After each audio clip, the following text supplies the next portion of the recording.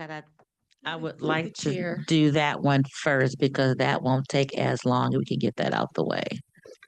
If Corp Counsel was here to speak to it. And I can also offer some comments as well.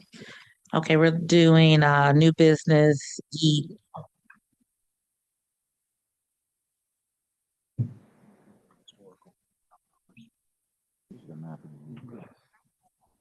You gotta give E2. Let me read it. I know. This technology is something else. Read it into the record, please. Item number 2 is requesting commission approval of a resolution authorizing the current mapping of all affected JD Edward account combinations that correlate to the Oracle account combinations and the use of Oracle account combinations for previously approved contracts that included JD Edward account combinations. Yeah, a lot. A lot. So counsel, and then we'll go to Sue. So through the chair, it was brought to the commission's attention that there have been numerous contracts that have been approved that utilize the old accounting numbers for from JD Edwards. However, when the county made their conversion in October, those account numbers are now completely different. But purchasing cannot issue POs because they rely on our resolutions. Our resolutions have JD Edwards numbers. They need Oracle numbers in order to issue POs so they can get vendors paid. So because of the administration was still working through to figure out how many contracts were impacted, but we know there are at least a few that haven't been paid, have been waiting for a few weeks. So after some discussion with the administration, commission staff came up with this potential resolution so that contracts can be moved forward. They can, as they find them, they can use the converted numbers from Oracle to JD Edwards. And then we're asking for a report, and I believe it was June 1 is the date we put in there so that they can come back to the commission and at least give us a record of all of the items and contracts that were actually impacted by this resolution. But it only impacts the account numbers. It does not impact the vendors, the cost, the timing, only account numbers. And so this is what's before you today, just to allow county business essentially to move forward. Thank you for that. Corp Counsel. Good morning, Sue Hammoud, Deputy Corporation Counsel, through the chair. Thank you, Felicia, as she basically did my job for me. The resolution that is before you is basically to allow the county to move forward with the process that's impeding the payment to vendors because of the difference in account numbers that went from JD Edwards to the Oracle system. So they're just different account numbers. We've presented with the resolution a map of the account numbers that changed over, but essentially, like I said, it's just a shortcut to be able to move the process forward as opposed to having to find every contract, every resolution, and bring it before you for an update. I will say this, we recognize that this is not going to solve every contract or every issue, but this, we believe, will take care of the majority of it, and any individual ones we will bring forward to the commission. Okay. And just for clarification, this authorization is only through tomorrow. So any contracts that's submitted to the commission up to tomorrow, anything that's submitted after that is incumbent upon the administration to make sure that the numbers are right. So that was the understanding we had with the administration. So and this is not an ongoing perpetuity. Right. It stops, the authorization is through tomorrow. So from June 1st of last year to tomorrow? Well, anything prior to tomorrow. Yes. Okay. Yes. And after tomorrow in Corp Counsel, you're confident that tomorrow going forward, the numbers will correspond correctly? Yeah, everybody's being directed that with anything that's being submitted to the commission after tomorrow to verify the appropriate account number to be submitted. Correct. Okay. Okay. All right. Thank you. Any questions on that process? It's a cleanup to make sure that we're all on one page when it comes to the account numbers from the JD Edwards system to the Oracle system. Commissioner Garza? Thank you, Madam Chair. I just had a question on some of the accounts that were transferred to default cost center. Are those being dissolved, those accounts, or because they are zeroed out in the new account numbers? So yeah, through the chair, Mike Jameson. So there was a extensive chart of Speaking to the mic, Get on sir. top of it. Yep, there you Sorry about that. Yeah, through the chair, Mike Jameson, Connect 43 Program Director. Yeah, so essentially the goal with the transition to Oracle was not just to like move everything as is into Oracle, but to go through a process, right size, align with the state, a chart of accounts. And so anything you see that essentially is moved to default is essentially that previous JDE cost center state or business unit stays in JDE. Going forward in Oracle, it's not there. Got it. Thank you. Okay. Any additional questions? Commissioner Kleen? Thank you, Madam Chair. And actually, my question is for Commission fiscal staff. Is there any problem with our fiscal staff tracking this with the resolution before us? That you're going to be able to determine what's what and going forward. So any issues from our fiscal staff in doing this change? Through the chair, Terrence Adams, Chief Fiscal Advisor, we were provided with a mapping system where we can put in the old JD Edwards business unit, and it will convert to it will tell us what the new Oracle cost center business unit is. So as of now, we don't have any issues with that. There's no actuals in Oracle as of now, but hopefully that'll be coming soon. Okay. So for right now, it's just an extra step for you in keeping track of this. Correct. Okay. Nope. Any problems with that? Not as of yet. I just love an answer like that, Madam Chair. Thank you for the time, Madam Chair. Thank you. Any additional questions on this item? Okay, a motion is in order. I don't have a screen. Moved by Commissioner Marecki, supported by Commissioner Dobb. Additional questions? Hearing none, please vote.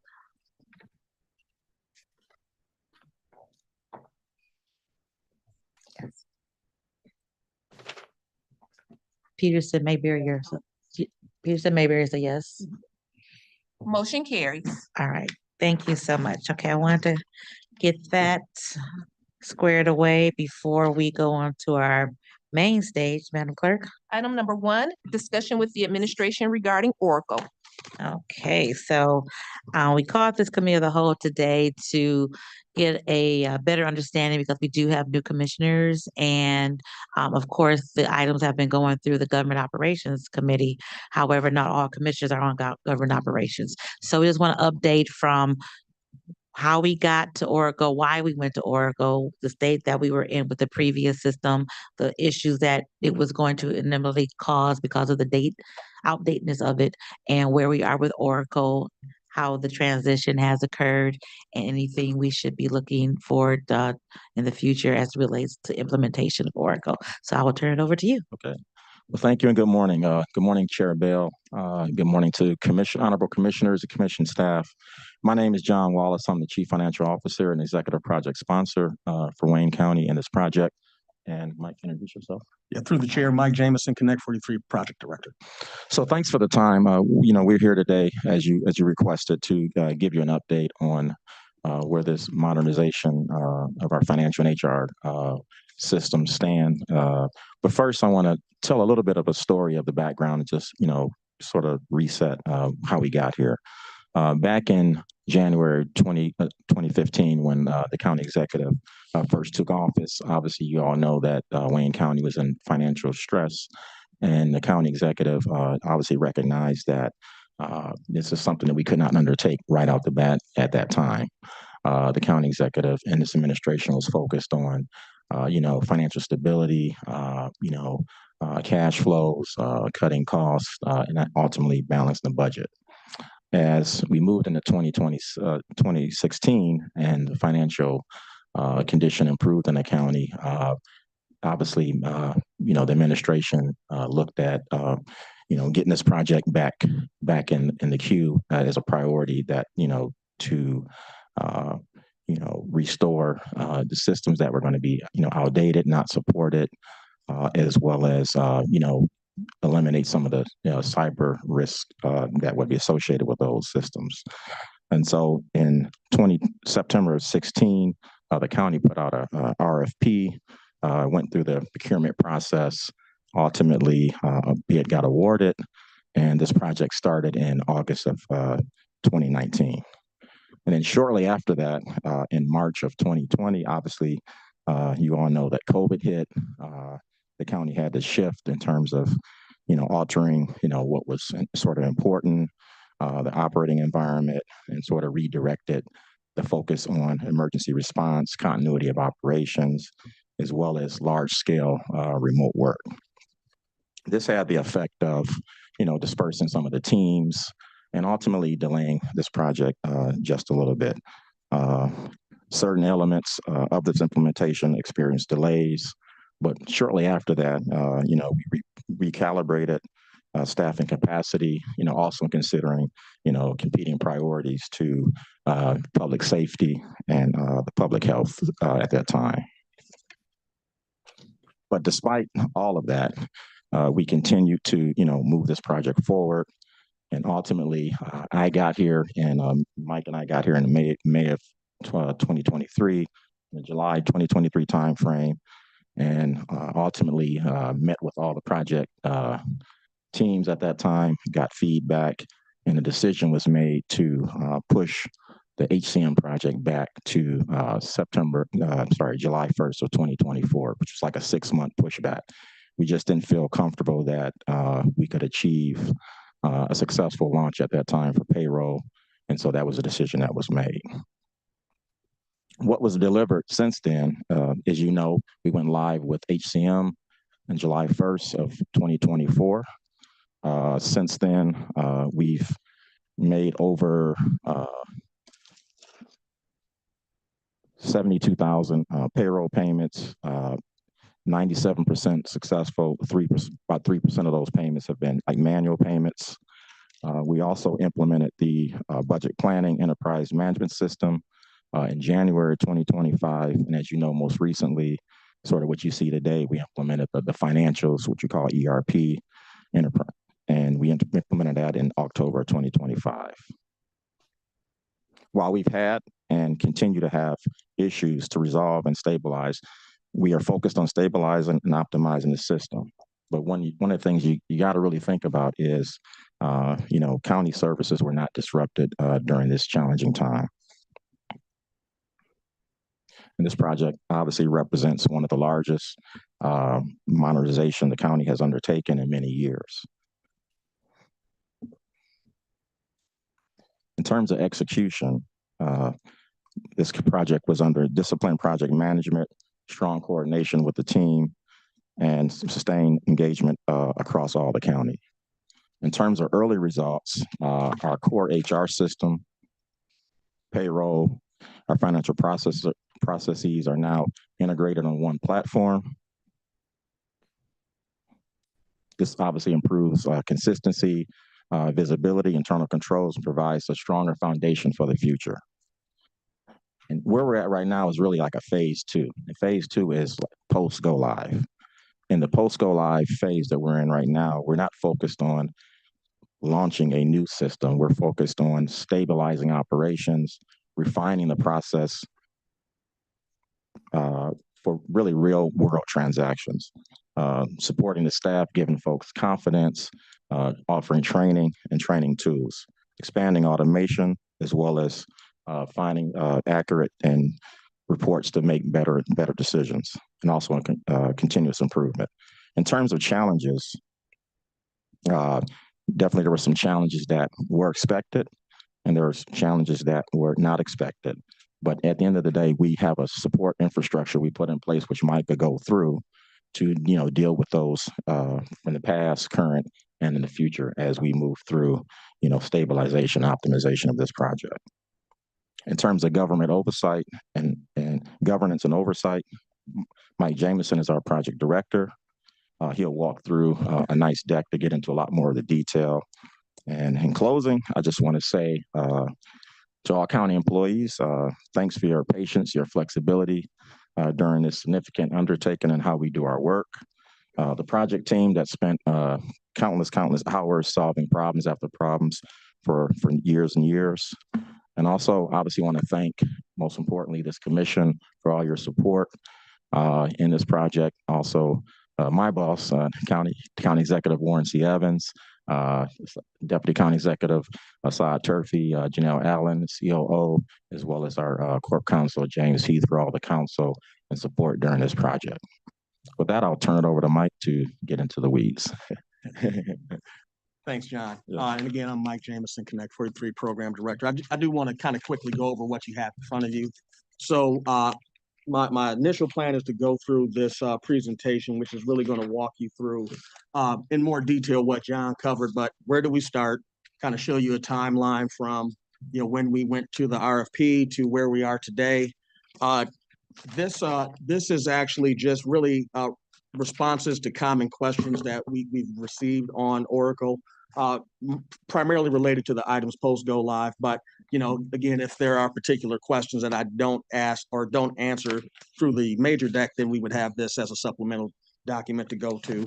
And then this is really just a cheat sheet for everyone in terms of, if you ask the question, how many contracts have we had involved in Connect 43 and then the ongoing Oracle platform since inception?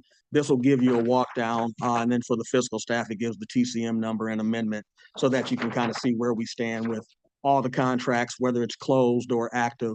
And then the second page of this just talks about things that would be coming in the next 4 months or so related to things you would see on your agenda as we work through the submission process for some of the related contracts that are involved in what I'll describe later as our ongoing Oracle maintenance platform.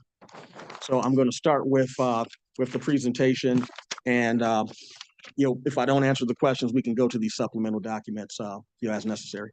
Okay. All right. So I'll turn to page 2 of the Oracle deck, referring to this page.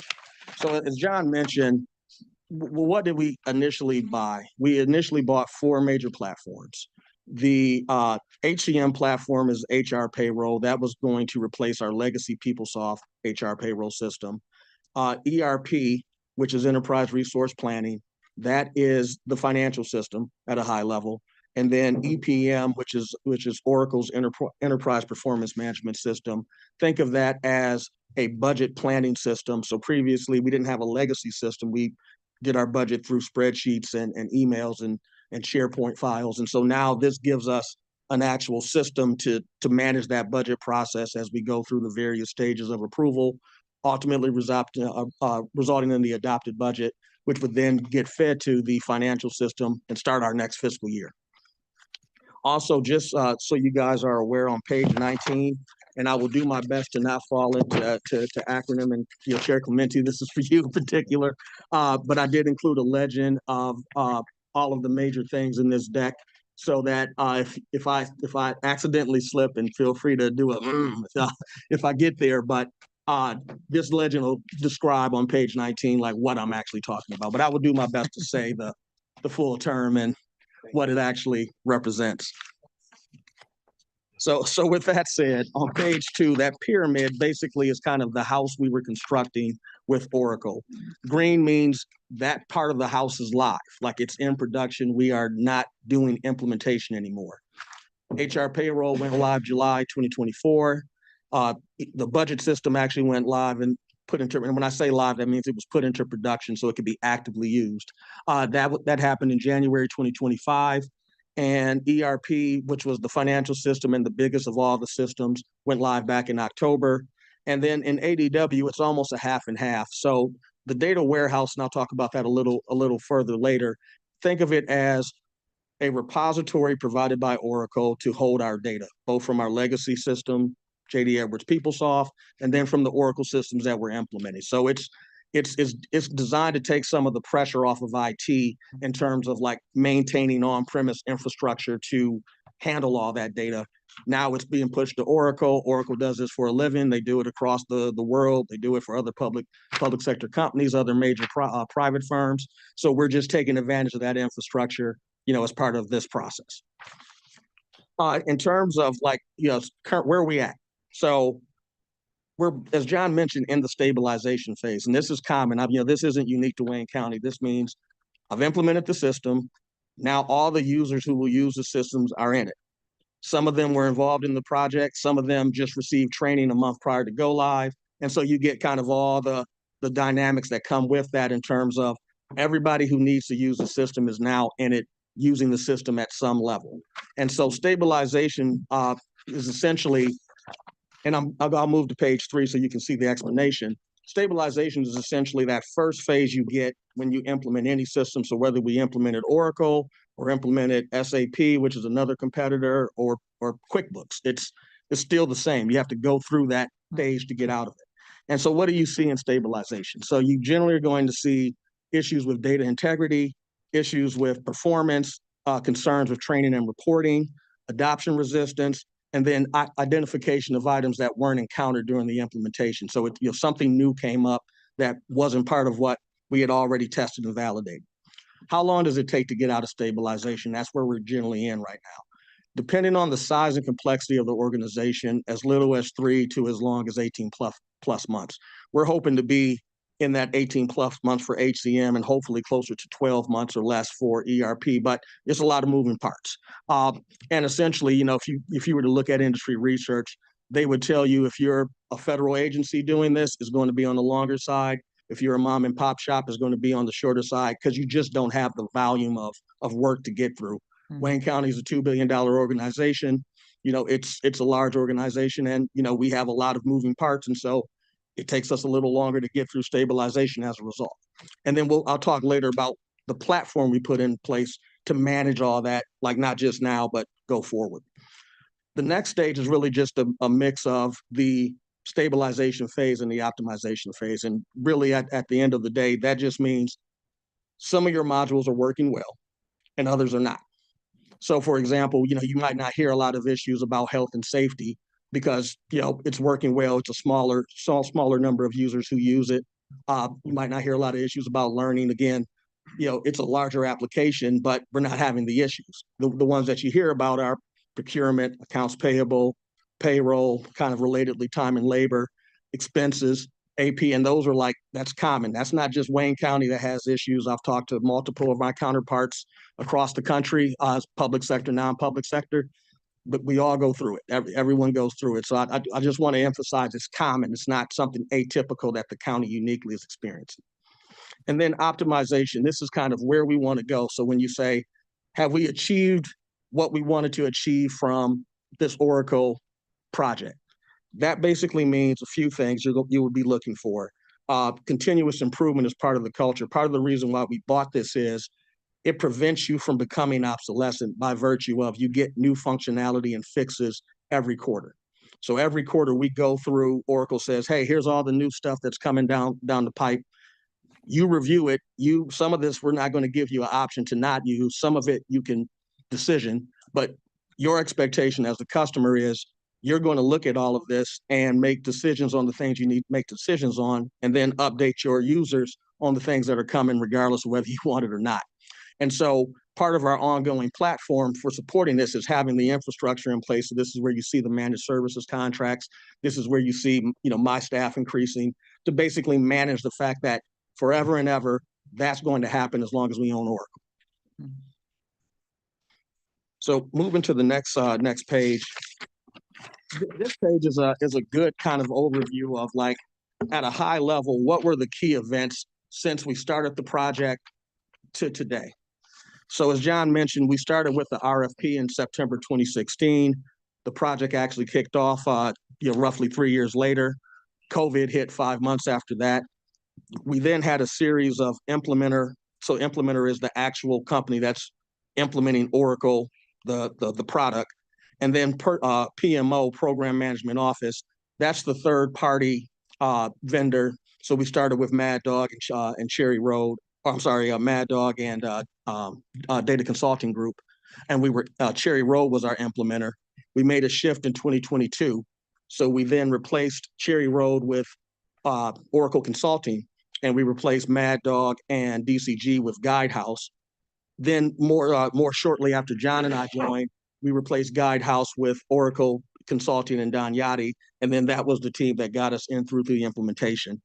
Those big green stars on that timeline just indicate when a go live happens. So as you can see, the majority of the go lives happen, essentially since 2024. And so now we're to the point, again, going back to the pyramid, 3 of the 4 and the 3 largest systems are live. We're in production. We're doing managed services. There's no more implementation left. And then we just have one piece of the data warehouse for ERP that we're planning to implement, by July of this year, depending on when the contract gets approved. And that basically is a lesson learned from when we did the HR part of it, where we tried to implement it too close to when we went live. And so the same people who are working on all of the issues that happen after you go live were then expected to work on the implementation of this data warehouse. And they're just saying, Mike, I don't have the bandwidth. And so recognizing that lesson learned, we're conscientiously giving ERP more time to breathe so that we can get through some of the issues you guys, have and are experiencing with the product, so that we're just not putting so much burden on the same people doing the work across implementation and, ongoing support and maintenance. And then the table just gives you a sense of the systems as they came, they begin to get implemented, the cost as it kind of went from the early stages when it was really just the HR payroll system, HCM, to when we now had HR payroll, ERP, EPM, and data warehouse kind of at the same time. And really, and I'll talk about it in a subsequent slide, where the costs expand our resources, and then relatedly the implementation cost, because it's a kind of a synergistic circle. If you don't have the resources to meet the timelines of the project at the time, by definition, you either take the risk of going live with a system that you haven't vetted and validated, or you push the date off to give yourself time to get the resources in so that you can meet the new timeline. And what John and I were trying to avoid, and have successfully avoided, at least with the live systems, is getting into this circle of, we don't have the resources, we try to get the resources, they're not there, we put a too aggressive timeline in place, and then we don't hit it, and then you get another amendment for the implementation. Or, worst case scenario, you say this isn't working, and then all this cost becomes sunk, which, is like the nuclear option. So the goal with that, and why you've seen the cost increase, is we needed resources timely to hit the new deadline, to prevent us from having a new deadline subsequently because we didn't get the resources in place that at a high level. And then the third-party project managers, and really I'm pointing this out, and then the last one, WCPMO team size. One thing that John and I observed when we came in is we didn't really have infrastructure internally within M&B, and to a certain extent PHR and IT as well, to like manage the Wayne County responsibilities of these contracts. So you have the responsibilities that the Oracles and the other contractors have, and then we have to also have a part of that. And so where you see our resources growing is just our side, just the Wayne County side, making sure that we have the resources in place to handle our part of the bargain. And then internally, we were relying on third parties for a lot of our program management. Luckily, John and I both had experience in public sector Oracle implementation of these same products, with the exception of HCM and ADW. So we knew we needed to get the internal infrastructure in place, because it's not just implementing it, it's maintaining it once you go live. So you also see that last row where you see the Wayne County PMO team size start to grow, because that's John, enabling me to add staff to my team to handle not just HCM, ERP, EPM, ADW, change management, training, et cetera. And so it's really just making sure that we didn't get something implemented and then not, the contract goes away and then we don't have the internal team to support it ongoing. So then the next page gets into cost, historical spend summary. And what I want to point you to is just where the bulk of the costs for the projects have come. If you're looking at the leftmost column, you can see that implementation costs have been 49%, resources have been 30%. Altogether, they comprise over 80% of the total cost since this project started. Again, the resources were us reacting to the fact that if we don't get the resources in place, we'll just literally continue pushing out the project, which will increase the implementation costs. And so the goal, again, in all of this is just to show you, okay, how much have we spent on this project, to date? 109 million. Where has the bulk of that cost come from? Implementation costs and resource costs. And then that gives you a breakdown. The next two columns give you a breakdown between cost categorized as project and cost that would be ongoing. And ongoing just simply means the nature of these services isn't going to go away. Like we will always need managed services, we will always need technical support, and then we will always need training support. And obviously we always need the internal employees to kind of help manage the process along with the contracts. And so ongoing just means in perpetuity, whether it's that exact cost, it is debatable, but there's always going to be a cost to maintaining Oracle as long as we have Oracle. And if you replaced Oracle with another system that was on the cloud, there would always be a cost to maintaining that in perpetuity. So Oracle is the vendor that we've chosen. I think we chose the correct vendor, but I just want to kind of, make sure you understand there's a component that we will always have to maintain to support the, particularly a cloud-based system. Sorry about that. So then the next page just gives you kind of contractual breakdown of the summaries that were on the prior page. I won't spend time on it, other than to just say, again, ongoing, those contracts are always going to be there, whether it's that exact vendor or a different vendor. We need the service is the takeaway.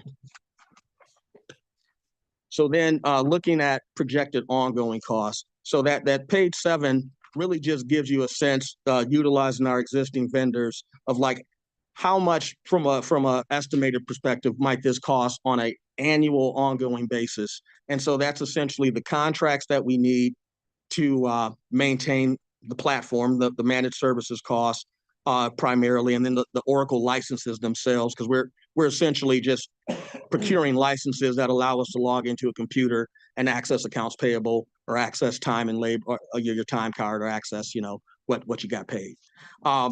So, high level, we see this as around a $6 million cost, give or take. I mean, there's some assumptions baked in, but that just at least gives you a sense of, okay, if we're maintaining this ongoing, what am I going to see in every budget, not necessarily adjusted for inflationary factors, go forward. So some notable accomplishments, and this is really just to kind of give you a sense, what have we gotten out of Oracle since we started? So the biggest one is we mitigated the risk of our legacy systems becoming obsolescent.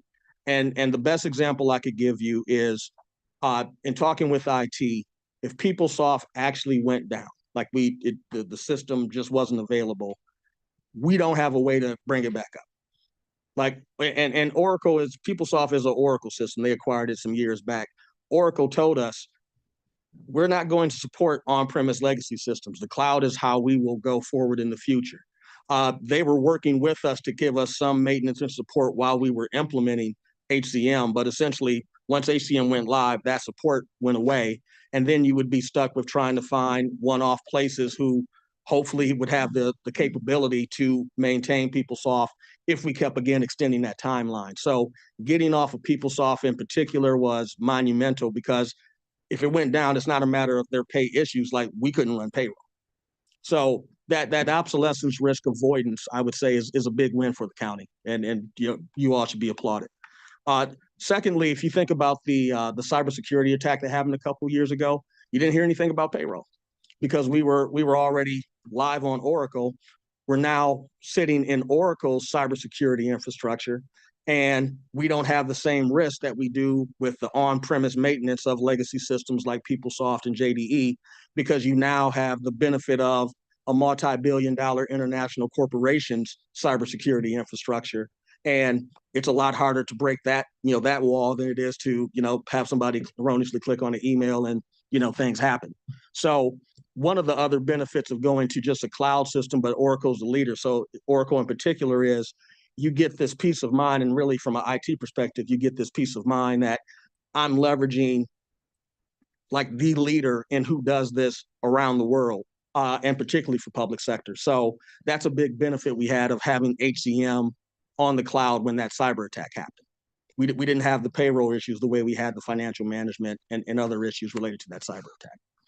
I won't go through all of these, but I would say self-service functionality is a big one. I mean, think about the time saved when someone in HR or someone in finance has to update someone's banking account information or update their address. You can just go in and change it yourself. And even vendors, they can go in and update their contacts and update their, ACH and banking information. and it's all saved. It's just like when you do it for Amazon or you do it for, PayPal or whatever you're using, same general process, but you get the benefit of not taking manpower hours to do something that simple. Now, I'll say this one for John's benefit, improved accounts payable and procurement transparency. One thing that Oracle gives us and our vendors is in the procurement module, there's a place called Supplier Portal where vendors can see the exact status, like, hey, here's my contract, here's my PO, here's all the invoices that I've entered in against the PO. So there's no guesswork involved in terms of whether your invoice is in the system. Now, I think we have continuous training that we have to do to get folks comfortable. Hey, you can look into the system and see whether your invoice is there. You don't have to call around or call the commission and say, hey, why haven't I been paid? Well, if your invoice isn't in the system, that's why you haven't been paid. And so in stabilization, you're going through all of these machinations and just the volume of work. You don't have the ability to get to everything quickly, but we're confident that the platform we have for maintaining Oracle, and then just with the incremental training, everybody will get more accustomed and know what to do. And I'll talk about it later, but John, started the DMBS division, and that's again to kind of help us get acclimated with using Oracle as a organization go forward. I'll skip over the next page. You guys can read that. Going to page 10, so what did we expect? And then the next couple pages will be what didn't we expect.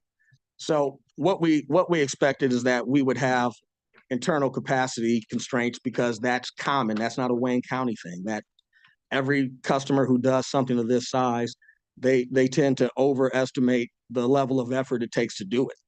And so that falls directly on your staff, right? That you've overestimated, the level of effort, and now that staff has to do that work, which includes that overestimation. So, as an example, for the projects module, HHVS is our largest grant department. It was paramount that we get them in the projects module, because if we get it working for them, then we know literally everybody else we can get it working for. They had a lot of folks that were new in their organization saying, hey guys, I know you got the project meeting, but I got these other things operationally I need to do. I can't make all of this. And so we worked with the director at the time and got a Pierce Monroe resource literally to come in and say, you guys do what you need to do. I'm an Oracle expert. You just need to point me in the right direction, and I'll handle the meetings. I'll handle a lot of the interaction on the project, because we know you don't have the bandwidth.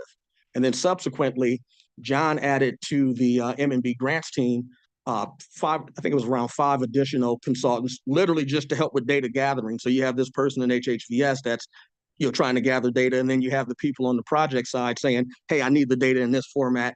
And so we just buffeted the resources to get HHVS through that period. And that's what you do on these types of projects. You kind of recognize the issue, and then you make sure you get the resources in place. We have the staff augmentation contract in place. You guys have seen the amendments that have come through, but it's for a very, very legitimate reason, because we're trying to prevent another revision of the schedule. Another example, data integrity issues with benefits. So PeopleSoft was the system of record, but a lot of the benefits data was not in PeopleSoft. It was with the various providers. So when you're going live to a new system, you have to have all that data. That data has to be complete, vetted, validated, accurate. So we had a benefits subject matter expert who also was a Pierce Monroe consultant, and she was just drowning in the volume of trying to do that. So we added resources to help her just with the day-to-day work. And, ultimately, one of the rationales for the HCM go live was basically the realization that even with the additional resources, the timing was still too tight. And so if you went live in January 1st with HCM, you would have a bunch of benefits information that wasn't vetted or possibly not even in the system. And so we made the call to push it off 6 months to give time to get those resources mobilized, and then to get the tasks related to cleansing and validating that data and getting it into one place, time to breathe. Another example not encountered, or what we expected, was issues not encountered during implementation. And that's basically just to say that you don't know what you don't know, but you know that something's going to happen that you weren't anticipating. It's common with the projects. And so as you guys were aware of, we had a significant payroll overpayment with HCM last year, related to essentially kind of a process issue, both systematic and manual. And so we leveraged our Oracle SME support contract to bring in a resource to essentially kind of do these custom changes to the HR payroll system that allows you to systematically in Oracle now check during payroll, where essentially it creates a flag and says, hey, this pay looks way high relative to what they normally get. Like, is this legit? Right. And you catch that during payroll as opposed to catching it after payroll is run, and then you roll it back. But now, your payroll team is trying to get the file to the bank that supports payroll, and people are saying, hey, the payroll's off. It's way too much. So it just gives them more time to kind of go through that process. And that was done through the leveraging of contracts. And that was something that we weren't necessarily expecting. But again, you mobilize the resources and you resolve the issue. Performance issues, again, that was really kind of, the reports weren't running because volume and the complexity of the query were a little much for the report to handle. We just created a better report, but that's again leveraging managed services, leveraging the Oracle SME contract, Wayne County IT. Like it's that ecosystem that is this ongoing support platform that allows us to do that. And then training and adoption resistance, again, very common. We had a change management team that was in the Oracle implementation contract. We knew they were going to be rolling off in November. John gave me the power to add a change management position and then a support position to my budget. And so essentially we brought in that person to work with the contracted change management team, absorb all of that work. And now they're running our change management program for Oracle now that we've gone live. And again, that's where you see the resources, kind of go up. But again, it's for a valid reason, because if you didn't have it, that work would just essentially fall off and fall to the existing people who are doing all of this other stuff related to stabilization, as opposed to having somebody who does change management for a living on staff. Moving to page 12, this kind of gets into what we did not expect. So we had a few. I think it's very fair to say that the level of resources needed to do this project was underestimated. I think that's not a debate. And so the reality of the fact that given the county's complexity and given the resources we had available, and then also factor in that, the county was also operating at a historical vacancy rate of around 30% too. So it wasn't even that you had your full complement of people in place to handle the work. That's where you see these resource contracts grow. That's where you saw Pierce Monroe grow. That's where you saw the Oracle subject matter expert contract come into play, because we're just reacting to the dynamics of the situation, which essentially is the people doing the work saying, I don't have the capacity to do this in my day job. I need help. Okay, we're going to get you help. Otherwise, this stuff isn't going to get done. And we definitely don't want you burning out and quitting. So, that's where you see, again, the resources start to increase. Volume of time and labor production issues. Right after go live, and I know you guys are familiar with this, we had a lot of issues, particularly with overtime calculations, that they manifested as payroll issues, but many things that are payroll really aren't payroll. They're upstream. And so in this case, it was the calculations being applied when somebody's filling out their time card to say, hey, I work this shift, and so I get this special premium. This should be my rate. And so that was all not working as expected in many cases. And so again, what do? You leverage the contracts you have in place. Managed services, Wayne County IT, Oracle SMEs.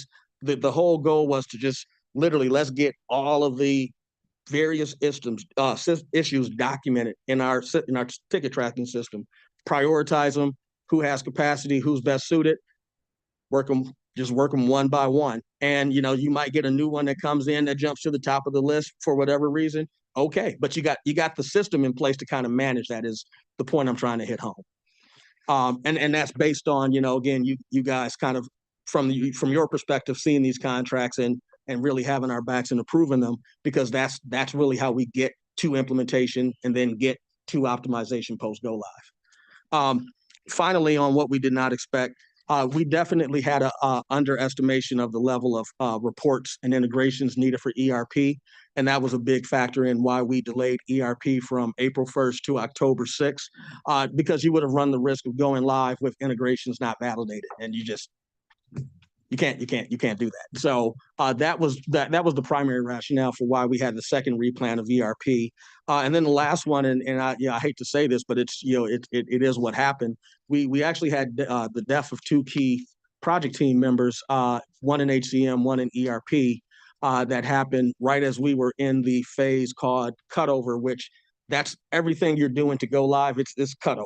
So you've done all your testing, all your validation. Now you're essentially turning on the system in production. And we had two of our key members pass, unfortunately. And, again, you can't plan for that. It is what it is. But that doesn't stop the train. You leverage your contracts, you leverage your resources, and you pick up the work, as tough as it was.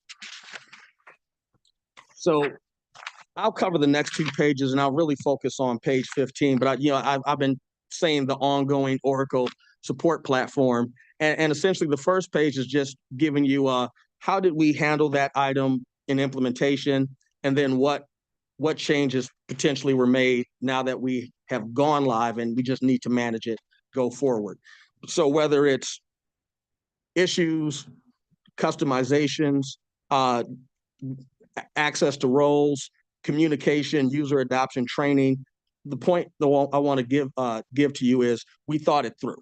Like those contracts that you're seeing, they're based on the notion that we have to maintain this go live. So you had some of this baked into your implementation contract, and now you need to make sure that either you can do it internally or you need the assistance of an outside firm to help you do it.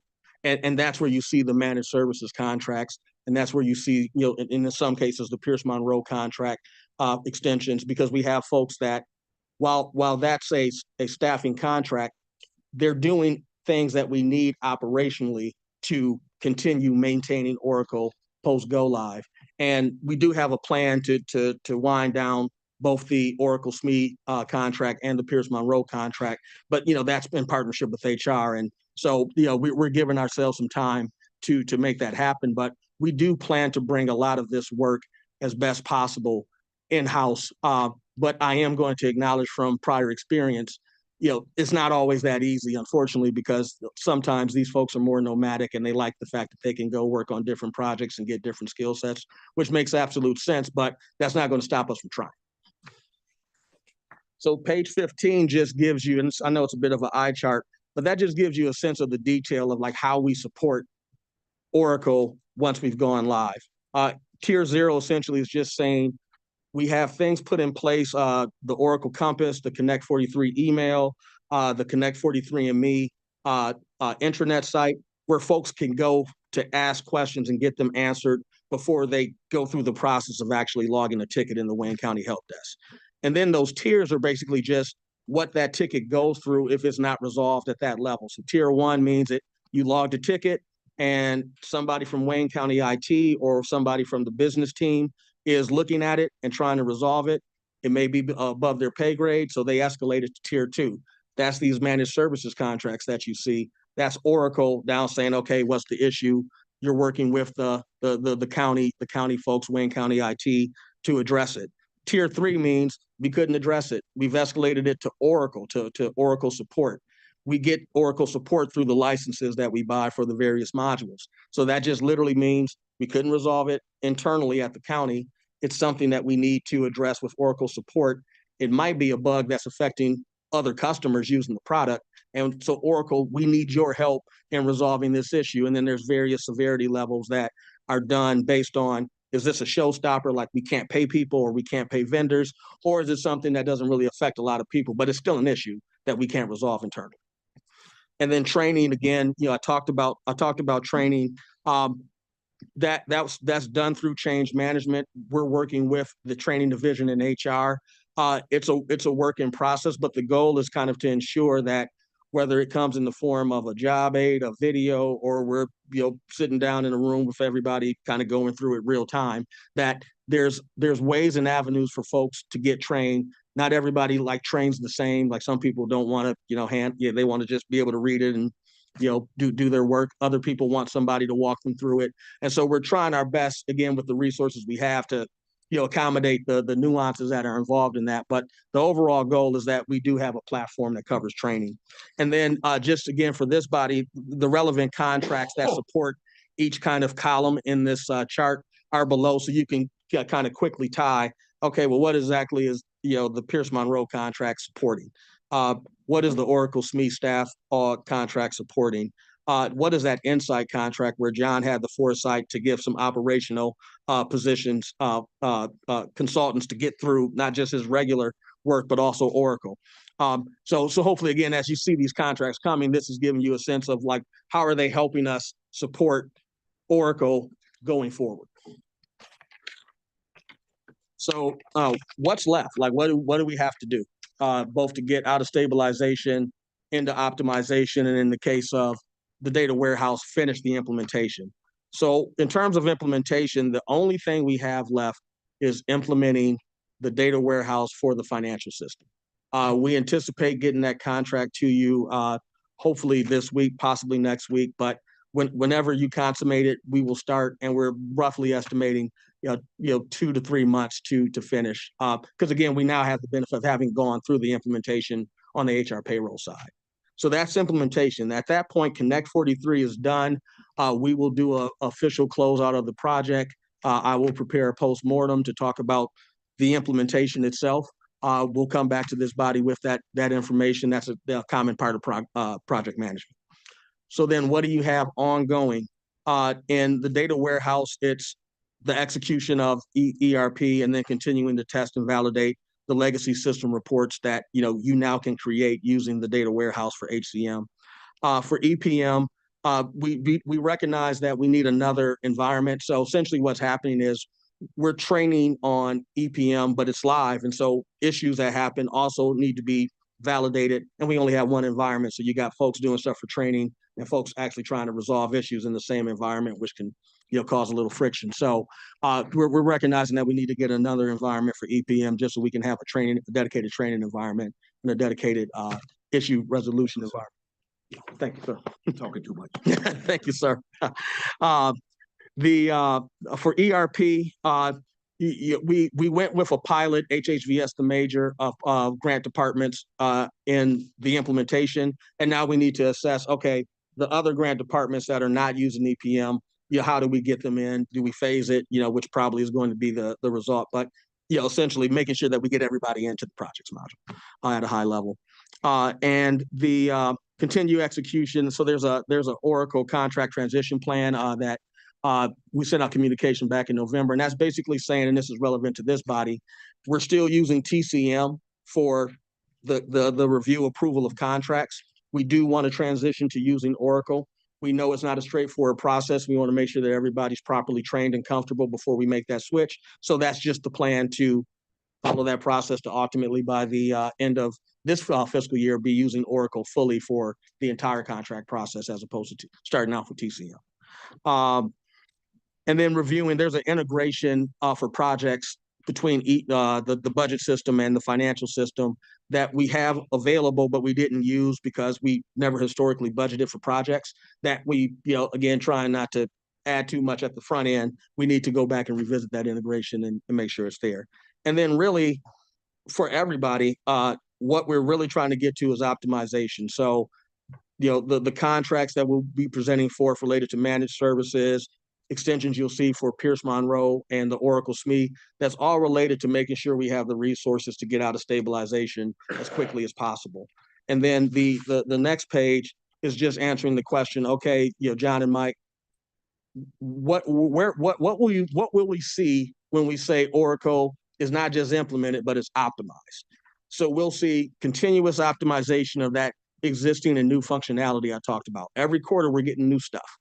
And so right now, admittedly, we're focused more on stabilization efforts than saying, let's look at all this new functionality that isn't necessarily addressing one of these issues.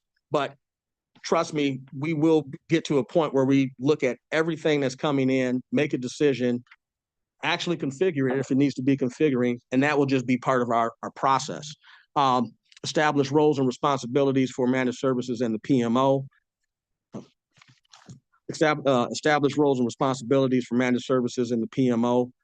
Cultivated networks in the cloud community, and that's really on John and me. But there's other people who have implemented Oracle. We need to be talking to them. We do talk to them, and luckily we have experience from a prior organization in doing that. But that should just be a bigger and bigger part of what we're doing. Leading practice business processes designed to optimize technology. I would say DMBS is an example of that. So we're going live with Oracle. We need to make sure that M&B's operational model is designed to optimize Oracle. So while we're working through the kinks with DMBS, the long-term goal is, again, to optimize, and we were really encouraged for the entire county, look at how we're currently operating, see if there's ways that we can kind of change our processes to optimize the technology we have that, again, gets new stuff every quarter. Yeah. And a culture of embracing change and continuous improvement across Wayne County. And that really kind of completes the presentation, again, the legend and the contract detail you have.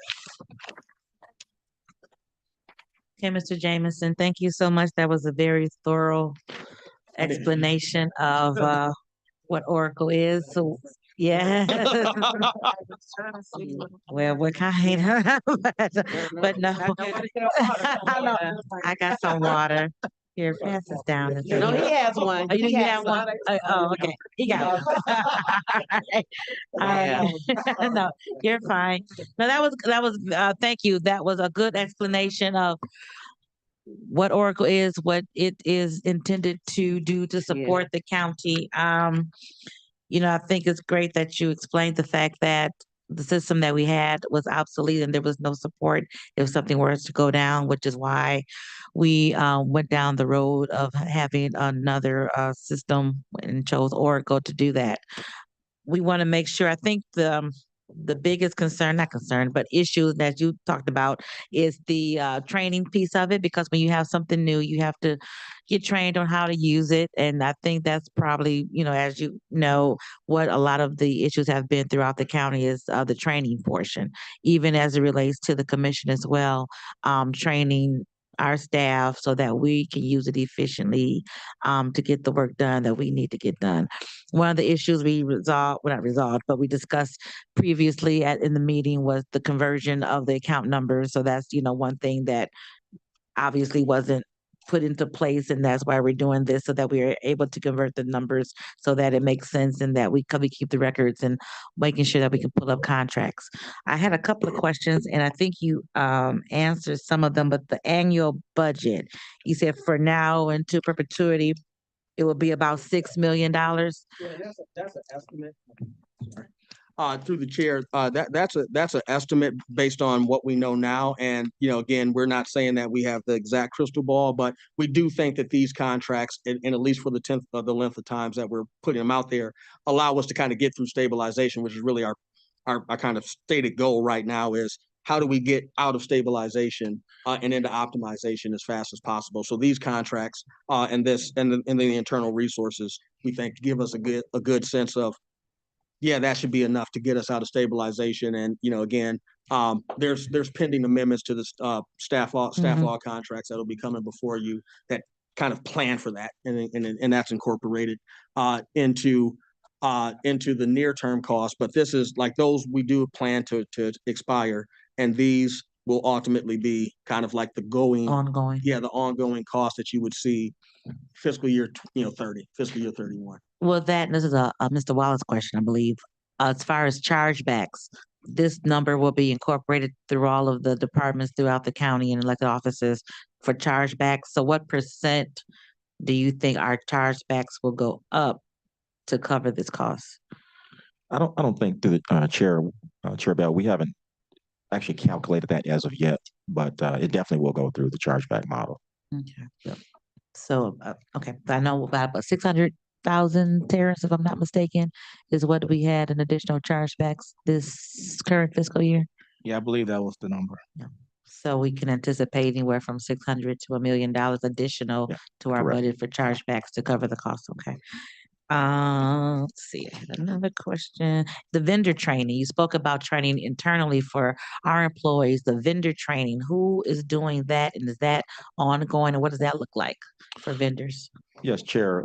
That's led by our procurement team. We got a number of professionals in that area leading really like outreach, and so there's been regular office hours and scheduling vendors to come in and to give them the white glove service and to really train them how to use the supplier portal in Oracle.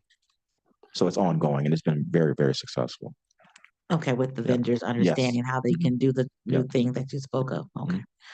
All right, that's all that I have. Commissioners, and I don't have my computer, so, and I can't see that far. So just raise your hand. Tim was first. Okay. And then I had a question. Yeah, you are. Go ahead, Commissioner Clay. Want me to come back? Thank you, Commissioner. And good morning. Good morning. Yeah, it's kind of like an avalanche. But as I've said for a long time, getting out of JD Edwards, right, that had to happen. Because I've even, when I'm out in public saying, you know, if that system ever goes down, we're going to have to hire 200 people in green eye shades just to keep the county books going. Right. And so cost is what my questions are today. And just trying to see what this is going to cost us in the long run. You gave us a number on page 5 of a total spend of about 108.6. Yeah, Correct. and that's a combination of project and ongoing. When I look at your contract detail on page 20, we've spent 125 million.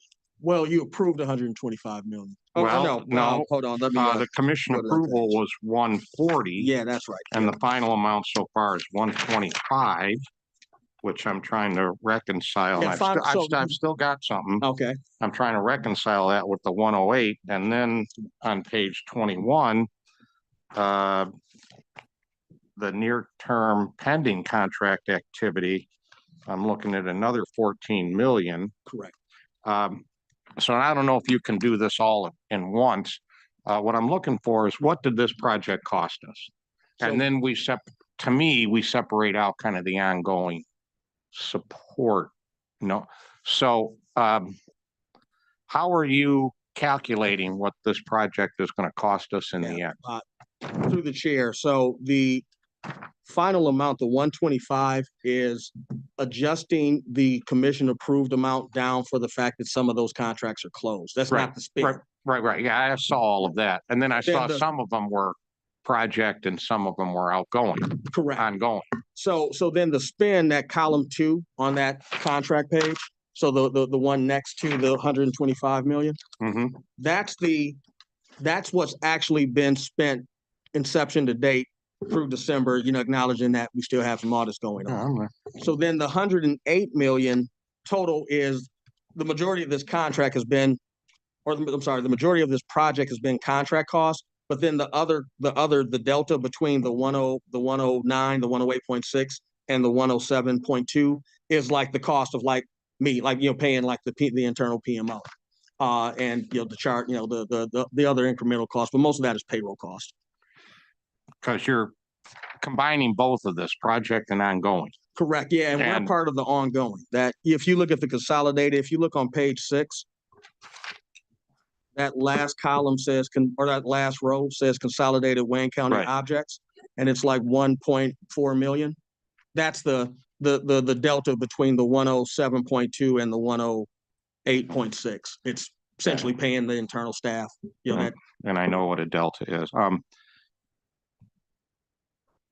So in combining these two, how much more are we going to be?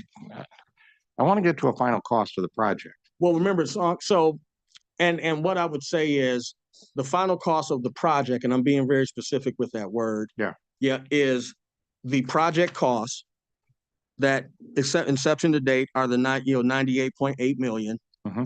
The remainder of that spend, which is going to be the final amount, the 125 million, right? It's unless again we close out a contract early and the dollars come off of it, but the 125 million, and then ADW ERP, which is we're estimating about 300,000.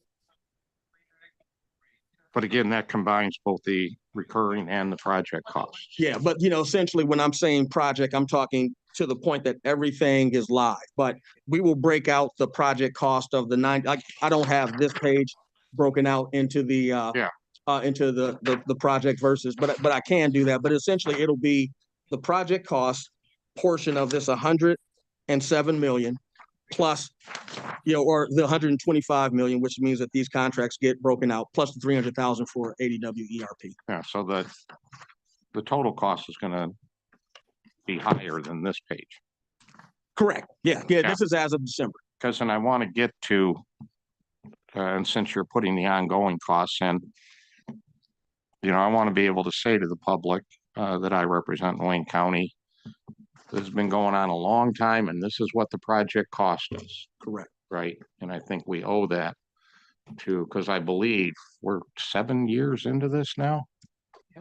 And I believe the first time we talked about this at this table was a $33 million, the way it was pitched to us the first time, project. And of course, and I understand the issues and a lot of people changing seats and new people coming in to have eyeballs on this. But we have had to do it. So are you going to be able to give us, like, at some point, okay, all the project costs are done? Yep. And as I then a mentioned, separate category that says, here's the ongoing for what we need to support it. Yep, absolutely. So, and this is standard part of project management. As I mentioned, I'm going to do what's called a final closeout of the project once ADW ERP is implemented. So that means that I'm going to do essentially an audit of everything that's happened since the RFP. Because that's the cost I want to see, not the ongoing. Right? But the cost of actually having to say, okay, we do have ongoing costs, but here the project is done and this is what it costs. And that's what you're anticipating submitting to the commission? Exactly. Yeah. It's part of standard project management. You close out when you finalize the project, you close it out. So I'm going to essentially do a postmortem, present it to John, and then we will submit it to the. But it's commission. not the ongoing cost in that, because that Correct. just confuses things a bit. Correct. Okay. Correct. Yeah, said differently, you had expenses that would be part of your ongoing, i.e. the licenses that have been part of the project to date. That's right. I'm separating them out so that you can see from what we've actually done as of December. Here's how much was pure project. Here's how much really you're going to continue to see this type of expense go forward. But we're acknowledging we're not done with the project until we get finished with the ERP implementation for the data warehouse. And then we'll do a postmortem on the project specifically, review with John, submit to commission. All right. Thank you, gentlemen. Through the chair, I just want to comment back to that. When you look at the resources on this project and you take in consideration, the vacancy rate and so on and so forth, you got to understand that had we had some of these, staff on, Wayne County FTEs to do some of this work, you still wouldn't have avoided the cost. So either way, we would have still we would have needed the butts and seats to do this. Since we didn't have butts and seats, we had to go get a person to do some of that work. So that's sort of the balance. So when you look at the resource cost, you don't necessarily avoid it. It would have just been regular payroll of a Wayne County employee, subject matter expert doing that work. Yeah, I get you. So I just wanted to, for every context. year when we do the budget, I look at two numbers. I believe we're budgeting for about 4,000 employees every year in Wayne County. And it's an actual number of like 2,700 when you look at how many we actually have. So yeah, I've been well aware of that gap between what we do need, and I've been well aware of difficulties in hiring for various different reasons for the different job classifications. But yeah, there's a significant gap between how many employees we budget for every year and how many we actually have. So I understand what you're saying here. Cost will be here as an employee, or the cost will be over here, plus a little bit for a outside person to come in. But also considering, as we bring talent in, just the capacity of what some can do and some can't do. It just depends on, the skill set that we bring in. So thank you. Thank you, Madam Chair. Thank you. Commissioner Baker McCormick. Thank you, Madam Chair. Did we have any financial penalties in the contracts, our previous contracts, if the deadlines weren't met? Did we ever I can't remember if we had any penalties. And did we assess any? Do we know? No. Through the chair, I don't have that specific information right in front of me, but we can Okay. definitely, Okay. not that I'm aware of, we can definitely look All at that. right. So the last phase, the ADW, I guess, I'm assuming we have a timeline of July. Um, and if that is not complete, we may or may not have any type of financial penalty. Well, it would for- depend on, through the chair, it would depend on like what happened. For the, and I'm talking since I've been involved, the replans have been driven more by our lack of resources to meet the timeline than an issue that we encountered in, or, Oracle, that particular contract's delivery of the service. So, the penalty, if assessed, would more be because Oracle didn't do something that it was saying it was doing. But if it's something that's more on the county side, like we put this timeline out, we agreed to it, and we had competing priorities, and therefore you're making the assessment, we can't meet that timeline as intended, we need to do an amendment to the contract to reflect the additional time, and potentially scope. That would be an assessment done based on the circumstances of the rationale for the amendment, but not necessarily that it would always be an Oracle fine, if that makes sense. Okay. I was just wondering if we had any stipulations or, We would have to. did do more we, research. performance bond, for any of the contracts? Do we have? Through the chair, I'd have to look at that. I don't have the contracts right in front of me at the very moment. Okay, all right. I we think can Felicia definitely has an answer to Oh, that. okay, sorry. Great. Through the chair to this honorable body, there are no performance bonds for, these are not construction, so there's no performance bonds for these type of contracts that are Okay. required. With regards to assessment of penalties, I don't recall any particular penalties in any of the contracts. That have been something that we would have pointed out to committee when they came to committee. And as indicated, some contracts have like liquidated damages, though I don't believe these contracts do. But it really will come down to the reason for the delay. So if the delay is on the county's part, because Oracle can't do its job without information or data or help from the county, if it's actually a county issue, then there will be nothing to implement anyway. And it sounds as if it's been stated that due to staffing and other things within the county, that was probably the cause of much of the delay in meeting. Right, I was missing just of the asking deadlines. for clarification whether there were any clauses related to penalties. The other question is what Commissioner Colleen alluded to is the final cost, I guess. Because you have some reoccurring costs is optional cost, and some of the reoccurring costs, are these any of these costs, can they be supported by our internal staff, or are these only a work order, I guess, or a contract that Oracle can do? Is it something that we can give to our in-house staff? Okay. Through the chair, that's a great question, and we look at this all the time, and we're actively looking at it. What I would say is, and I'll just go on page 7 down the line. Okay.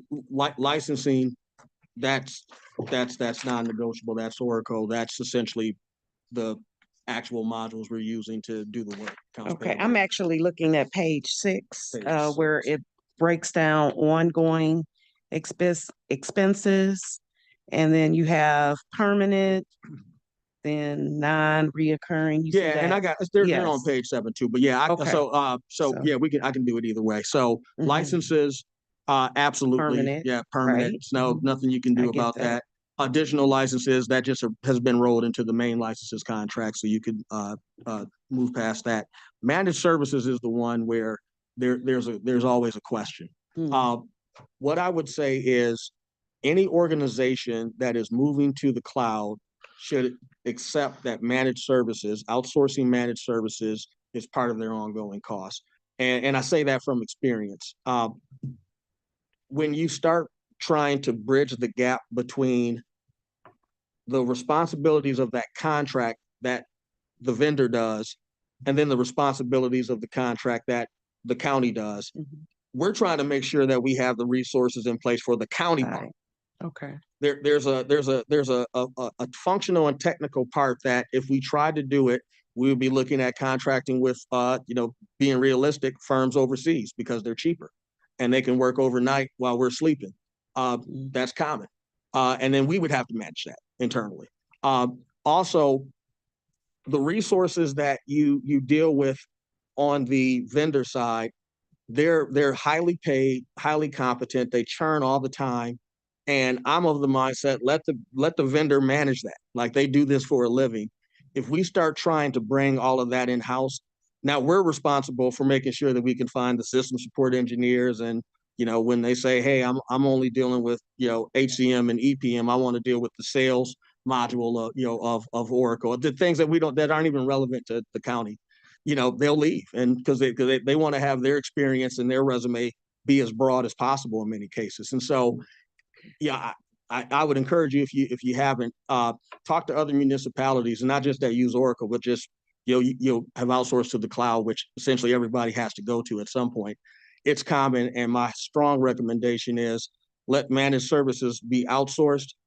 Let those vendors, whether it's Oracle or another company, do what they do, and then let us just focus on the Wayne County responsibilities of the contract, so that we're not trying to essentially get into a business that we're not designed to kind of operate permanently. Right. Okay. And I think I agree where there's, expertise in a certain area, but I guess my concern is more of the overlap. And if we're paying, in-house staff and we're paying outside staff, where do we merge, either merge together, and we don't want that overlap, right? Versus we need that expertise and we don't have it. So And if your Okay. question is Thank you, valid, it's Madam something Chair. we look at all the time. All right, thank you. Commissioner Marecki. Madam Chair, I just have two quick questions. Are vendors that go in and look at their billing, is that password protected with the companies we're working with? Oh, absolutely. Okay, For sure. all Absolutely. right, because anybody could go in and mess with somebody No. else's.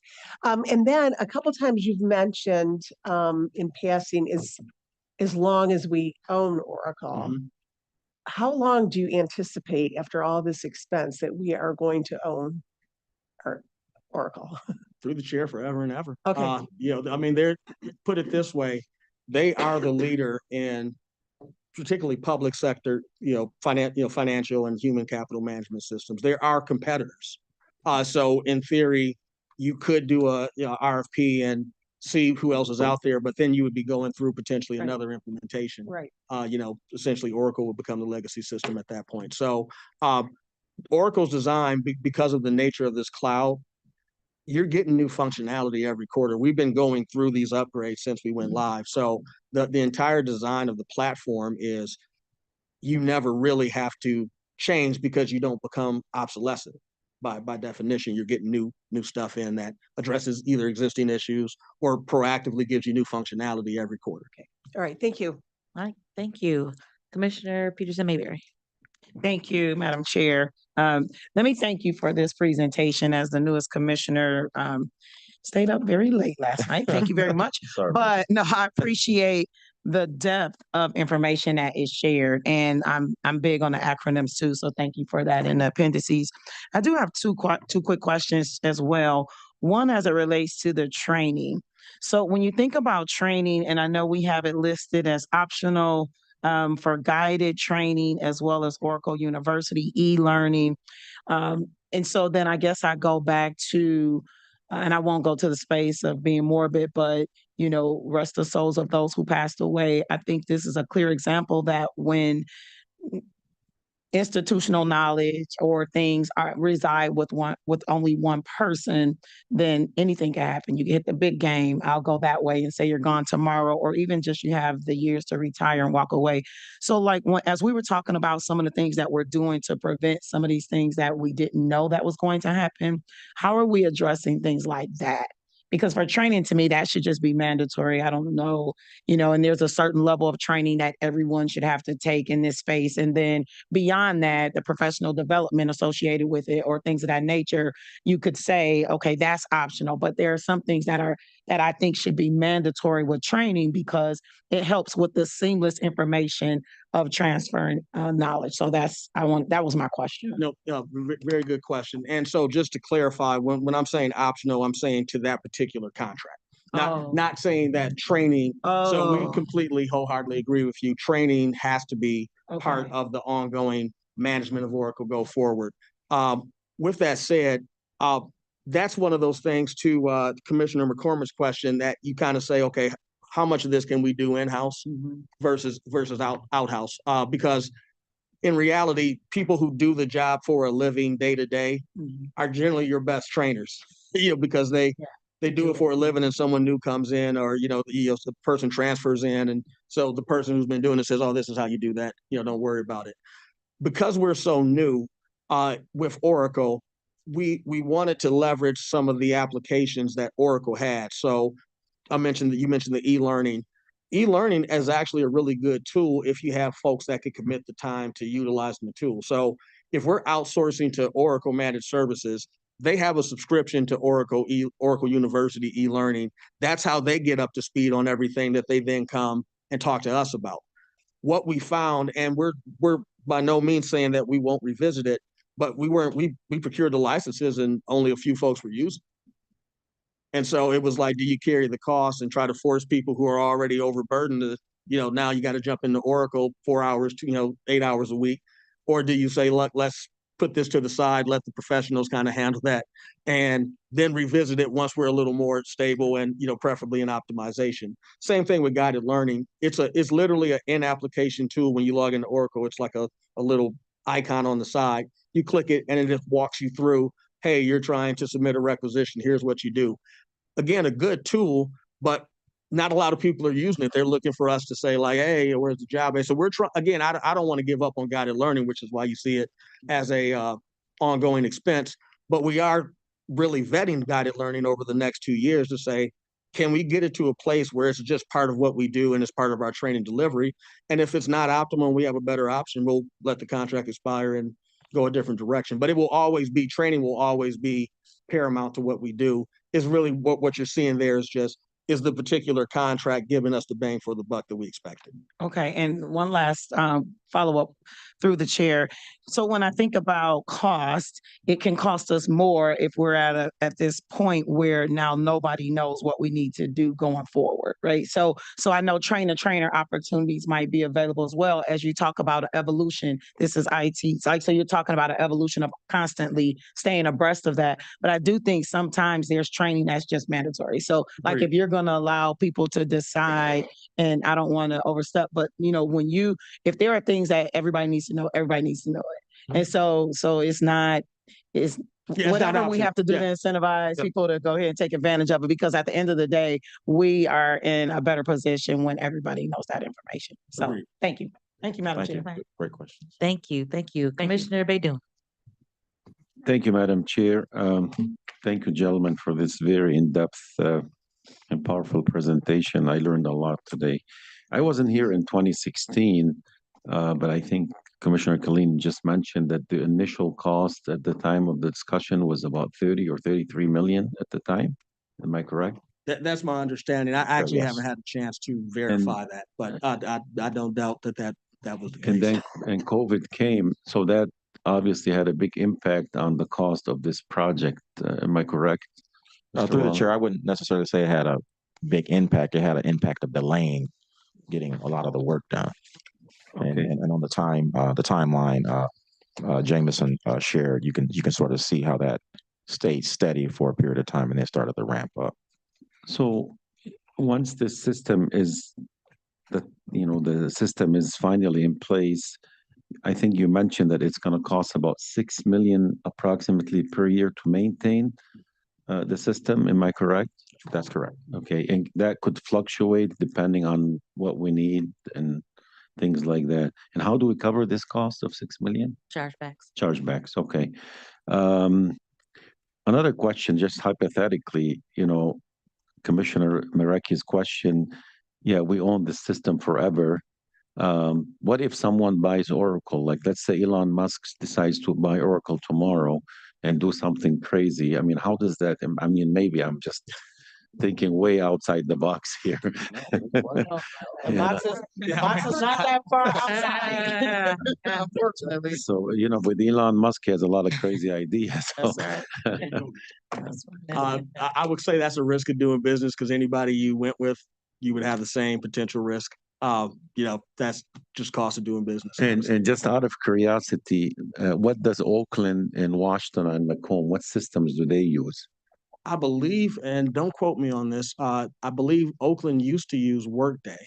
I don't know if they still use Workday, but that's another competitor system that you'll commonly see, when somebody's talking about going live and doing an ERP, generally Workday and for Oracle, and Oracle has two applications. They have Fusion Cloud, which is what we bought. Then they have a smaller application called NetSuite, which you might have heard the commercials around, like on Sirius XM, but they have one for smaller organizations called NetSuite.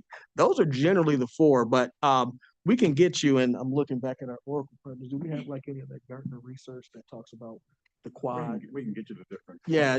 We can get, they do studies on this. Yeah, like I was just annually every curious. year but Oracle's always in that upper. So we basically got the quadrant. Cadillacs of the iCloud systems. There's not a better public sector Okay. cloud-based ERP system available. Thank you. I hope Elon Musk doesn't buy Oracle. Quick question, and then I'm going to actually turn it over to staff because they have a couple of questions. Wind down schedules for stabilization implementation. Will we get a wind down schedule of what that looks like for the contracts?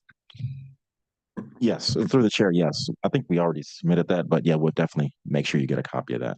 Okay, I anticipate what the stabilization implementation, we should be winding down the next Yes. 12, 18 months. Yes. Yeah, I mean, and through the chair, I would say basically, and the only ones from the project costs that you would see continuing are those staff augmentation contracts, because again, we'll wind them down over time, but they do have folks on the contract that are serving in an operational capacity, for the ongoing support of Oracle.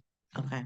And then financially, are we going to anticipate any additional funds in this fiscal year for the totality of the project, or are we within the budget that we set this year?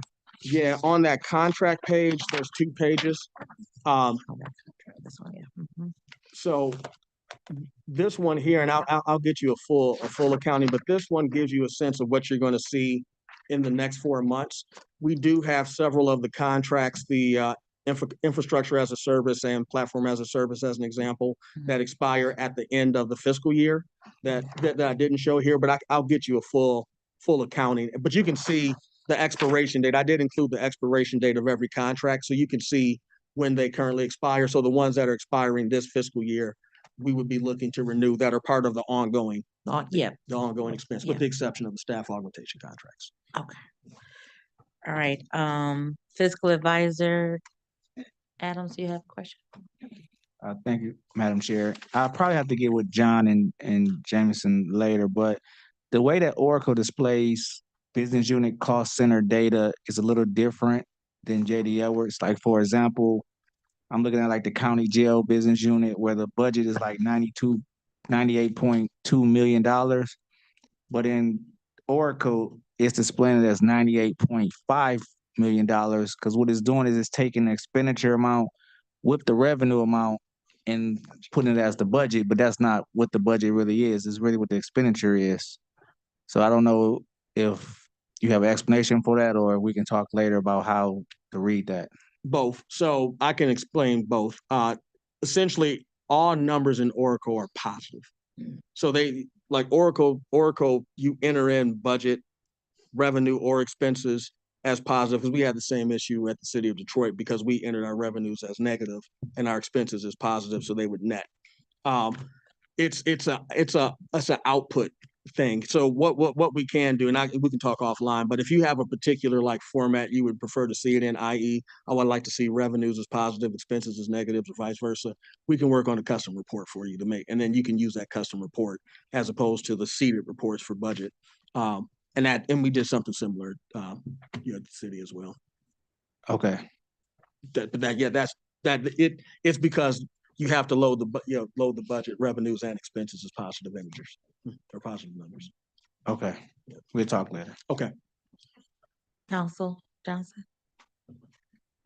Through the chair to this honorable body, with regards to the functionality and use of the system, especially by end users, we've heard and we've experienced personally as a commission, and we've heard from other departments with regards to the timeliness of the cutting of POs and the issuance of payments has been very problematic and delayed. And so do you have a resolution in general for that? I don't know if that's a department by department issue or is that a system issue as a whole, but it has been a reoccurring theme. Well, through the chair, I would say that that's a part of basically payment stabilization. It's really a stabilizing and refining the system. And as we continue to train and then sort of work through some of that refinement, that will improve. Okay, and then has the voucher process changed?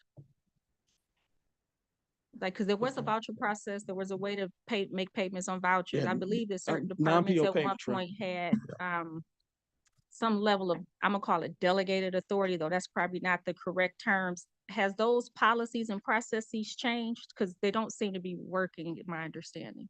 Yeah, so and formerly vouchers and Oracle, we're calling them non-PO payments. And AP has put out information. I'll have Sherry follow the AP director follow up with you. But the process in Oracle, so what is being discussed is with Oracle, you have purchase order related invoices. So you set it up, the vendor can go in and upload their invoices against their PO or say, hey, I don't see my PO. And then what we're discussing here are the non-PO invoices, think like utilities or just one-time payments. And so they don't go through a PO.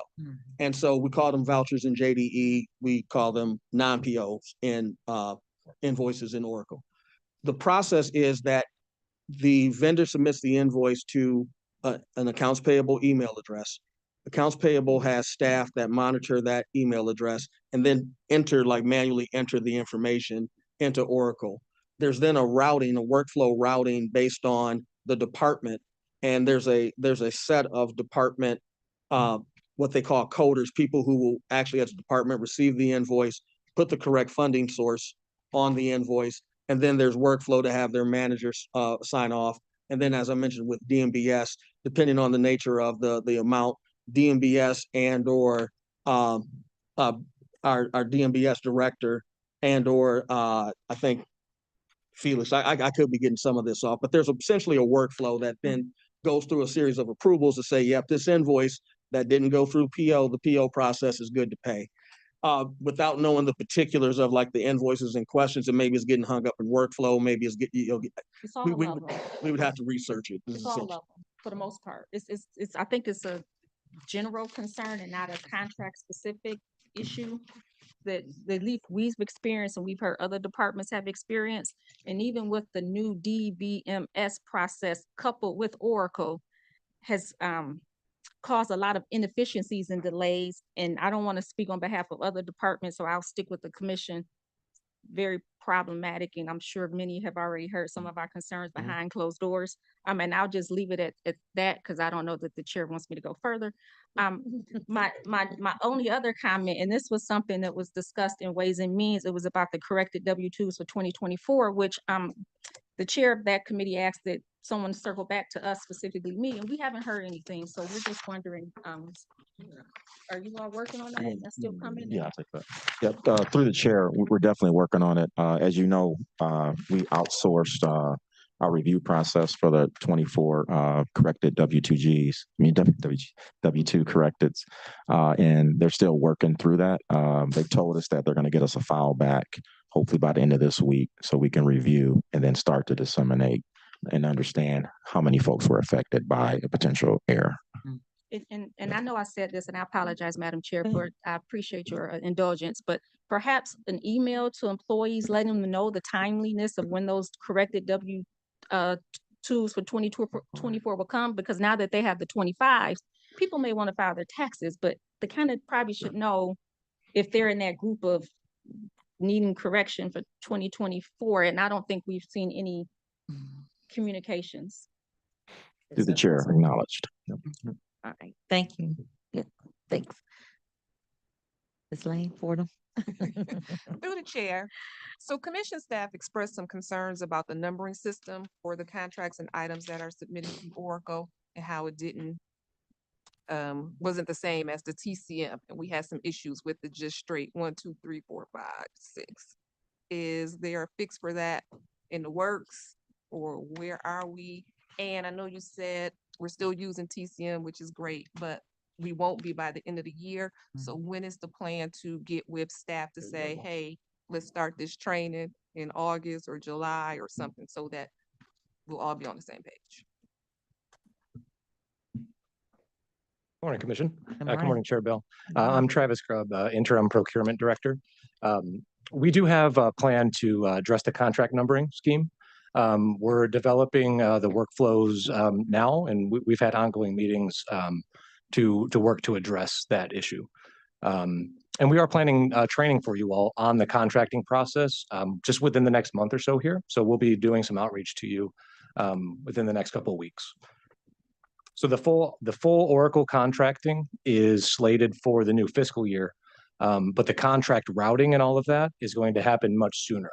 We're looking at April 1st as a target date as of now, and we'll adjust as needed. But we are working to address concerns like the numbering scheme and other concerns within the workflows and things before we go live with the routing.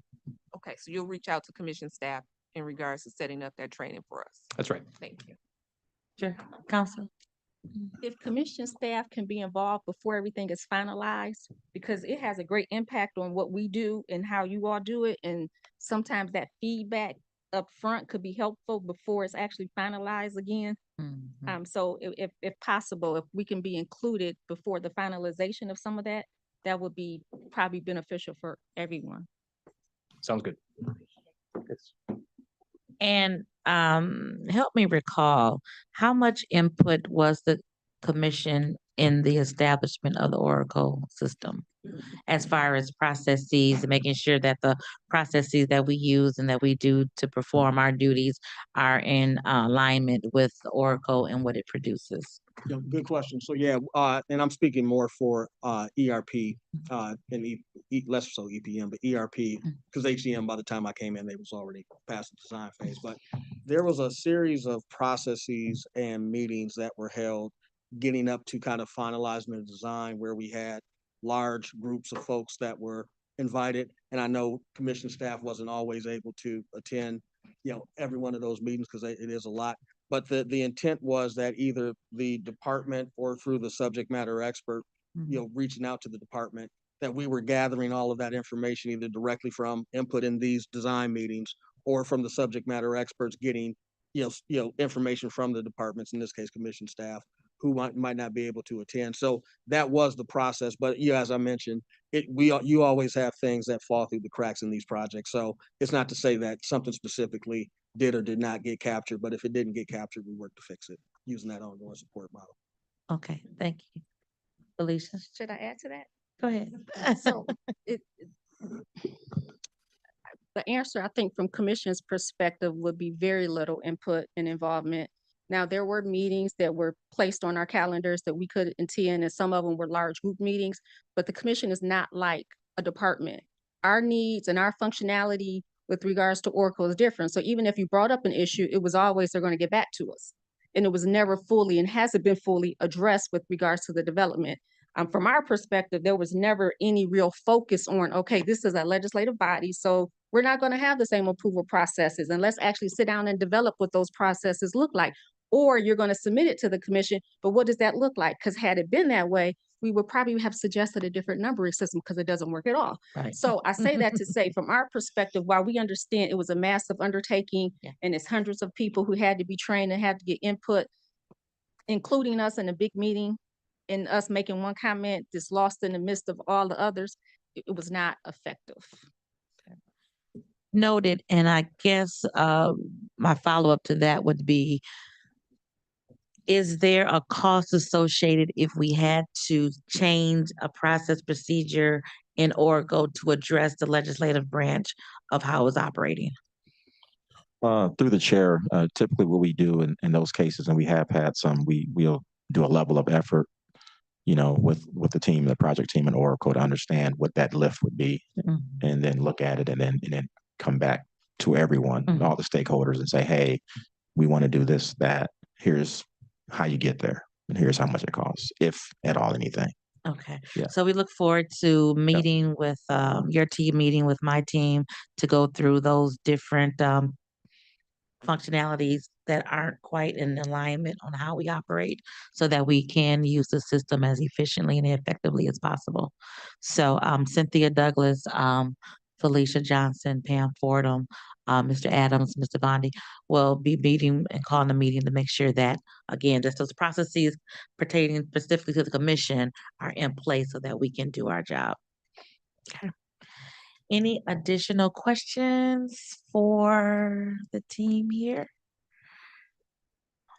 Thank you for your time. Thank you for these reports. This is very helpful. It is a very huge undertaking. To have all the commissioners to hear from you all is very beneficial to us, so that when items do come back to GovOps committee, they'll know what's going on, but all the commission as a total will know what's going on as well as we continue this process. And we look forward to getting to the end of the road, but I know it will take a while for us all to get trained. I think that's the biggest thing when you have issues of new systems, is the training portion. The easy part is probably putting it in place, but then how, well, semi-easy, but the utilization of it for the end users is the piece that you really have to make sure everyone's on the same page about. So we thank you for your presentation. Thank you for your efforts, and we'll be in touch very soon about separate commission meetings to make sure that the issues that have been addressed are addressed on the Oracle side. All right. Thank you so Chair much. Bell. Thank you, Commission. Thank you. Thank you. Thank you. Ms. Fordham. Yes. Such other matters as may be properly submitted before the committee. No other, I do have one item really quick. I would like to introduce our 3 new staff persons for those of you who have not met them yet. Of course, with the retirement of Wayne Peel and Jim Toth, we are revamping our PR communications department, and we have 2 individuals will work laterally. I'll split the duties up between commissioners to kind of put a load off. Jim had all 15 of us, which was a bit much. So now we brought in 2 people, and they'll split the commission up. So I'd like to introduce Olivia Pearson, if you could stand, Olivia, as well as Michael Manchin. Hello, Michael. And then we have Rainey Wallace, who will be doing the job with Wayne, making sure that our Zoom and our communication to the public is there when we have our committee meetings. So let's give them a warm welcome. And Mr. Henry Wilson will be taking them around to all of you today and tomorrow, so that you can introduce yourselves to them, but you'll have a more in-depth conversation with them to really know what your needs are in your particular office, so that they can help you with. All right. Thank you. Public comments. Is there anyone on Zoom with public comments?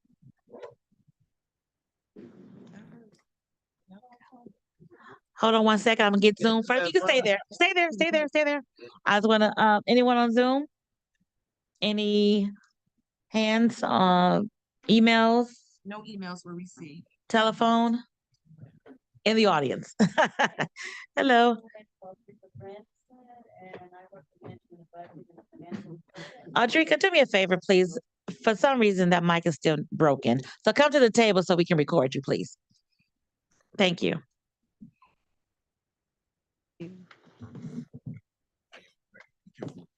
Oh, I got you.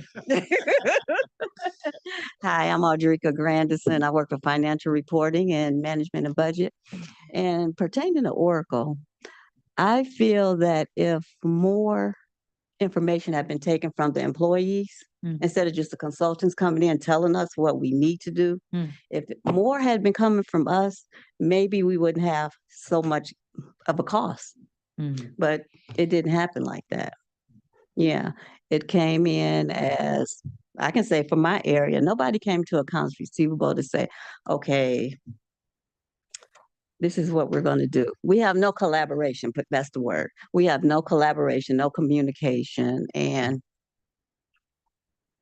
that's why it's not working, because we did not give any input at all. No one came to us, and we've been, I might as well say, to the union a lot about the communication and the collaboration that we don't have.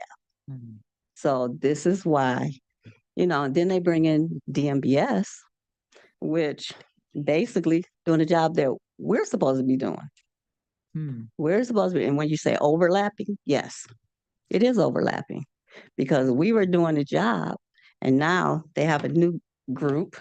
You have all the consultants coming in, taking over. We have a consultant over us. All the consultants are over us, and we don't think that's fair. We don't think it's fair at all, and we have been alienated from management. Yeah, we have been alienated. Well, me and John, we might talk every once in a while. Yeah, we may talk. Yes, I may go in there and talk to him. But what happened is all of the consultants that came in, new management, all of Wayne County employment's on one side of the floor. All the consultants and management are on the other side of the floor. We can barely even talk. They don't even know we're there. They don't even know we're there. They talk more to the consultants than they do our the employees. Yeah. They don't come around and say good morning. They don't come around and say good morning. We have two now. One is getting ready to leave. People are leaving. People are leaving because of our management. They're retiring, or they just don't want to be there anymore. Yeah. I've been here 30 years. They say it's because of change. It's not change. How long? 30 years. I've been through so many changes. So many changes. And I'm still here. I'm still here. We have an employee, 38 years. We have a person over her, a consultant. Why?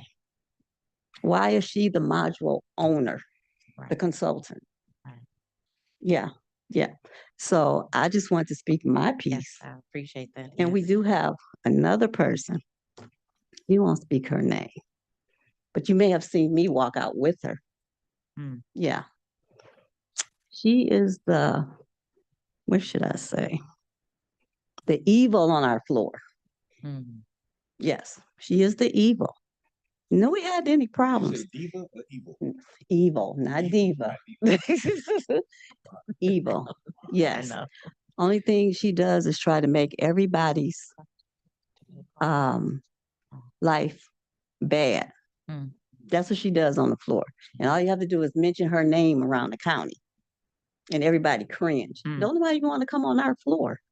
They say, oh, we know what's going on your floor. We don't want to come on. I know I'll probably get reprimanded, retaliation, because that's what happens when you come up and speak up. That's what happens. You get retaliated against. Thank you for those comments. We appreciate you. that. I mean, thank you Thank for you. your willingness to speak your truth. I really appreciate I that. have more, but I'm going to leave it right here now. I'm going to leave it right here. No, 30 years of, and I'm sorry, we're not supposed to go back and forth 14? under I'm on 14. I'm in public management, comments. but Mr. thank you. Wilson? I know. I just want to say we don't go back and forth during public comments, but I'll just say thank you for your willingness, your bravery to come and speak up about things that you see are unjust and what's going on. I am confident that management heard you and that they will make the necessary changes to make sure that our employees feel comfortable and not be retaliated against. So we want to make sure that you are in a work environment that's comfortable and that you feel free to do your Very job that you've been doing for 30 years. Yes, And very we do toxic. appreciate your service to the county, and we look forward to hearing more. And if you do have more, please feel free to put it in writing for us I will. so that we Thank can you. address that. Thank you for coming to speak. And thank you. Thank you. Thank you. Thank you. I will. Okay, thank you. Anyone else in the audience for public comments? Anyone else for public comments? Okay, hearing none. Next item. Adjournment. All right. Meeting adjourned. Thank you all so much.